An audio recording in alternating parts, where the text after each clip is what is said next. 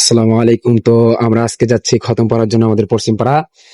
তো আমরা দুজন একসাথে এখানে দাঁড়িয়ে আছি। আমাদের সাথে আরো অনেক ভাইরা আছে, তারা খতমে যাবে। আমরা সকল বন্ধু মিলে আজকে খতমে যাব। তো সকলে মিলে একসাথে আমাদের ফিল্ডে জড়ো হয়েছি। একটু পরে আমরা সকলে যাব। তো আমরা যাওয়ার জন্য সবাই একসাথে রেডি। তো সবাই মিলে, আরেক বন্ধু আসছে না, তো ওকে ফোন করছে, এই জন্য দাঁড়িয়ে আছি সবাই। তো আমরা এখন হাঁটতে যাচ্ছি, ওই যে আমাদের বন্ধুটা আসছে, যার জন্য আমরা অপেক্ষা করতেছিলাম। তো আমরা এখন বের হব।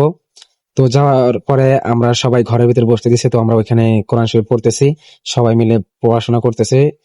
তো করতে করতে করতে করতে আমাদের মাসুম কাকাও পড়তেছে ভালো করেই, আমরা পড়তেছি। সবাই পড়া শেষে চাচা বলে মোনাজাত করার জন্য, তো শেষে আমি একটু মোনাজাত করলাম। তো মোনাজাতের ভিতর অনেক কিছু বললাম। ربنا آتنا في الدنيا حسنة وفي الآخرة حسنة وقنا عذاب النار رب ارحمهما كما ربياني صغيرا وقل رب ارحمهما আল্লাহ আমরা কিছু গুনাহগার বান্দা, আল্লাহ তোমার এক বান্দার বাড়িতে জোহরের নামাজ জামাতের সাথে আদায় করিয়া তোমার এক বান্দার তো ঘরে মোনাজাত বসিয়া শেষে আমাদেরকে খেতে দিছে, সবাই খেতে বসলাম। অনেক কিছুই রেডি করছিল দেখলাম, আলহামদুলিল্লাহ। তো সবাইকে প্লেট দিচ্ছে, আমাদের ভাই আমাদের সবাইকে ভাত বেড়ে দিচ্ছে, গরুর মাংস, অনেক কিছুই ছিল। তো অনেক কিছু রেডি করছিল। তো ভিডিও আজকে এই পর্যন্ত শেষ। আসসালামু আলাইকুম।